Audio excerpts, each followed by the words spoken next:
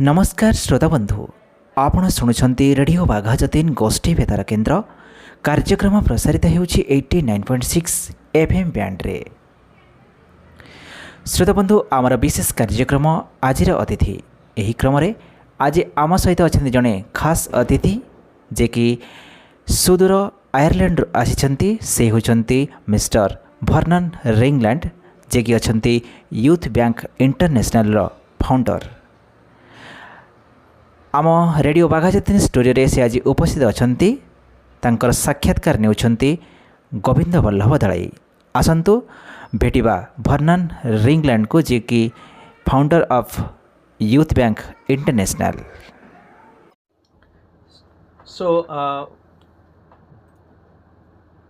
So Vernon, tell us about what is Youth Bank.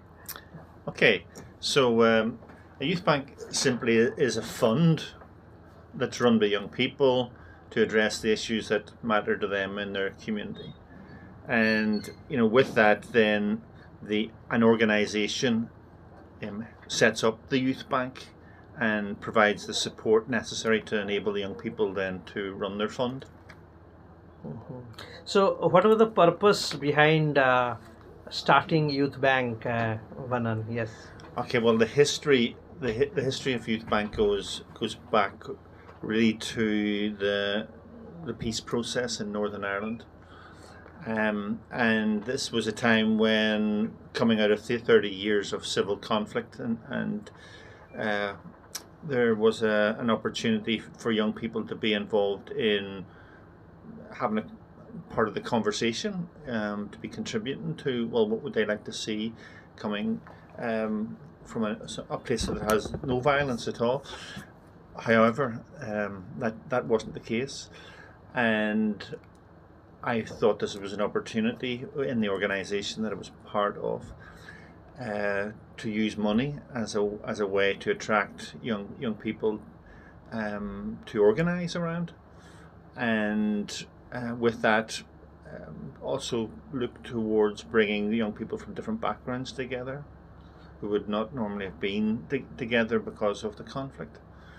And with that, really put on the table the opportunity for those young people to say, well, what really matters to us?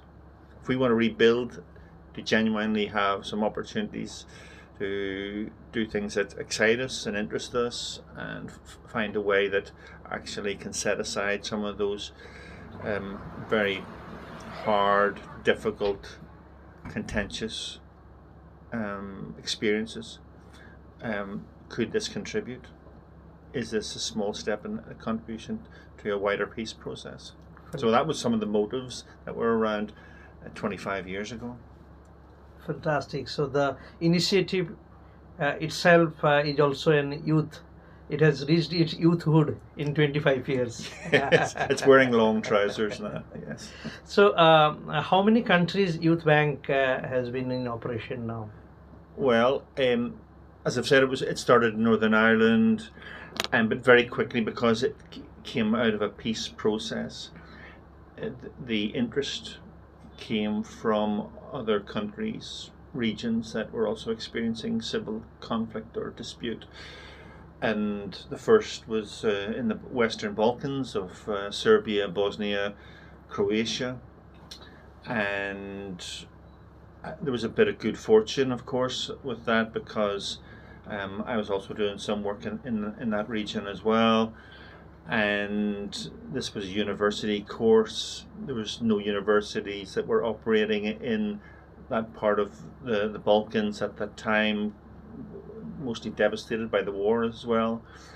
And that being the background, it also was an opportunity to test out how Youth Bank could operate in small towns that were very divided.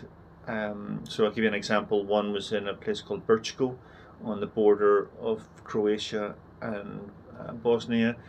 Brčko had a river running through, which was the border, and on the Bosnian side was communities of Bosniak, Croat or Croatian, and Bosniak, and they would come together in the town centre as it's not a neutral space, but in the daytime it was a place where young people could meet, and that became the first test ground really of a really multi-ethnic youth bank in that situation. And we went on to develop other youth banks in Bosnia and Croatia and Serbia from that. So you have touched all the continents? No, we haven't. The Southern Americas, Okay. would the Spanish-speaking world really. But then I could then look at some specific. But you are gaps. aiming to. Oh, it would be great. I'd love to. I would be just to be able to then break into that world, like the French-speaking world in other parts of Africa would be a great breakthrough as well. So there's still enormous opportunities there. So let's come back to Indian subcontinent. Absolutely. So our politicians, our thought leaders, they have been claiming that and telling that India is experiencing a very different demographic dividend, and it is a young nation because 60% of the population are the young people. So how do you see the relevance of youth bank in India, or for that matter for a state like Odisha? Yeah. I suppose I would go back to why why do we do this, and the reasons behind this, and that may begin to give in part an answer to this. So we work with organizations that want to support young people to get their stories out into the world. And if we put that into the context of Orisha or Balasore in particular, or the small towns and villages that are associated with it, then giving some opportunities for young people to express themselves, what matters to them, in a way where not only that's a story to hear and be respectful of, but also begin to look at how could that opportunity be available to many more young people. And if we combine that with money, and to talk about money, and that may obviously that may be about, well, do you like to spend money? What was the last thing you spent money on? And to think about what you like, what's behind your choices of using money, that's personal to you. Borrowing money, what does that mean for you? From whom? A cousin, a friend, or an institution? That may mean different things in those circumstances. Or, do you like to save money, and to put something away for a rainy day to buy something in the future? Or are you more spontaneous and just impulse buy in terms of what you see in front of you? And then also, thinking about giving money or giving money away, but to who and under what circumstances. So all those features of just choices around money, I believe that if money was then in young people's hands, but collectively they had that conversation rather than individually, that would be much more powerful. To begin then to sit down and say, okay, if we had a sum of money, a pot of money, and that was available to address issues that were important to this group of 10 or 12 young people, if they were selected, how could they use it?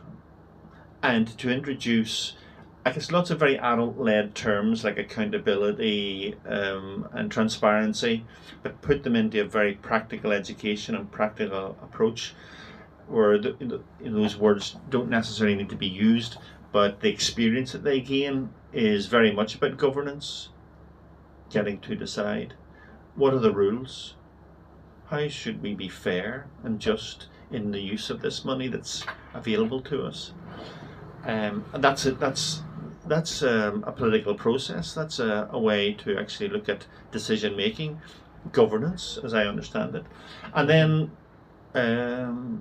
to look at accounting for that, and what would be the rules around accounting for that and being fair, especially if young people are coming towards the youth bank members to say, this would help us, dream our dream if we could get access to some of this money to run a project. And yes, there would be an agreement about how it's used, and an agreement about what, let's call it, the rules are. Okay. And why not? So I would like to take you to a different discussion now. See, we often tell that you need a very different idea to solve a problem than the idea that created the problem. See, I heard you are also starting a youth bank in this very village, Bisol, where you are now speaking to our listeners. And here in India, unless you really grow gray hair or white beard, you are not taken seriously. It may be policymakers, even in the families, So in that kind of a scenario, you are thinking of giving young people to take charge of the money, that that grant making thing. And we have with us Mr. Bullu Babu, Dilip ji. He is the founder of Biswal Youth Club. So he was in his youthhood, when he was technically the young person according to the global standard, below 24 years. He was very vibrant. He used to fight injustice. Then he started Biswal Youth Club. So when he heard about Youth Bank, he told, how does it happen, and how do we do things differently? So my question is, what is different? Because you might have come across youth clubs across the world. So Youth Bank, is it how different it is, and in what way we can distinguish? Yes. Yeah, so I guess the concept of youth bank in one sense is very simple. This is about putting decision-making power into young people's hands. So how can we create that meaningfully, genuinely, so that young people believe it, that it's not something that the greybeards take away from them sometime later. And so the distinctiveness about Youth Bank is that, yes, there are young people, usually between 15 and 25, or maybe slightly different here in India, but 29 here in 29. It's a great number, 29, to get to. That they would be reflective and representative of the geographic community that they would want to serve. And a number of them, let's say 10 or 12, would really, they would be the ones sitting around the table, and with a fund, with a sum of money. And the principles of Youth Bank are also quite simple in that they're supported. There's often a supportive adult who is there to help them reflect on what they've decided, or the next steps that they need to take and to consider about, well, what do we do as we form this team? And in forming this team in the context of the particular community that they're from, they begin to dig deeper, or take a deeper look at what is happening and going on for young people in that community. So that's an exploration, that's an inquiry. It's very open-ended in the sense of there will be variations of experience and insight, some with more experience, some with different perspectives and ideas. And therefore, how can that be explored as a genuine foundation? And with that, that learning space, if we put it in those terms, becomes something very powerful. And it may take time to evolve, but that's the starting point. And then with that, the next steps are really about exploring values, about, well, what's the Youth Bank going to stand for that makes it distinctive from any other particular initiative. And the values, we have a number of them that help Well, in one sense, they act as like a touchstone. They're like the compass point, and that you can check in and check out with. Are we on line or on course here? Given that values confront us all, and living those values confront us all immensely, especially when we fall short ourselves. So young people will fall short themselves as they grapple with the realities of running a fund and setting the rules, the guidelines in terms of how the youth bank will run. So it requires a sensitive adult who has perspective, some wisdom, some patience, to begin to help them realize and create the youth bank itself. And with that, then they then set their challenge, and look at, well, what is that challenge that they're going to face, and we call part of that challenge their agenda for change. What's that agenda for change going to be about? Given that part of this leadership team coming together need to also identify those issues that matter to them, or discover some of the issues that that are around the corner that they haven't even begun to think about, and that's the discovery moment for many who are involved in Youth Bank, that they didn't realize that this was part of the community they were from. This was hidden underneath because it wasn't exposed before, or it didn't become clear to them. So the growth and the insight that comes from that discovery moment, that aha, oh my, is that something that is really within our midst in the community? Then that's like the shudder. There's that the realization that once the view of many in the group may begin to start changing. And can we do that? Is that possible? And as that moment arises at different times, it's almost like a depth charge. It'll go down, but it comes up at in varying ways.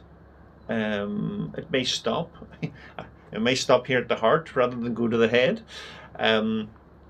So that's part of the experience of seeing the challenge of running a youth bank, and also setting a challenge for themselves, especially when it hasn't been done before, when all eyes possibly will be on them about every move they take, or wanting to know what every move they take.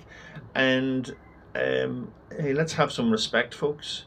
Here, this is a combination of a learning experience where considerations about what will be distinctive about the identity of a youth bank will take time to mature.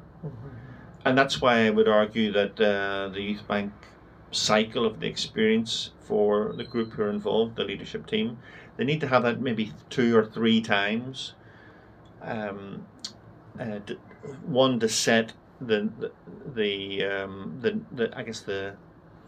culture of what is the youth bank about, and for it to be getting to be known in the local community. And that's a time issue. Yes. And therefore the patience with that, and that yes, there will be mistakes, and in fact I would argue if there wasn't, then it's too safe.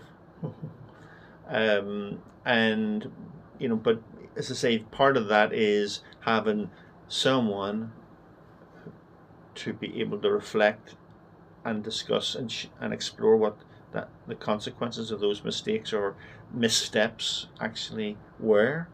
I'd like to come there.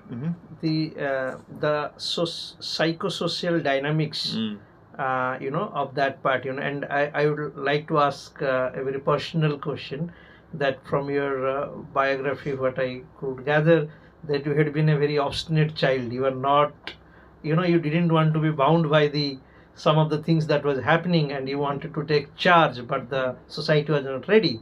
So here in India, It's a very typical tendency that till the any young people they attend youthhood, they are already divided, they are discriminated. Like in the US, the campaign on Black Lives Matter. Here in India, uh, till school there is no discrimination. Once they go to college, they start asking for jobs. Then the prominent question is about reservation. Like in Bangladesh, reservation could tore the country apart. There was a reservation for freedom fighters. Here it is the reservation for the Dalits. And till they're in the peak of their youthhood, they are divided.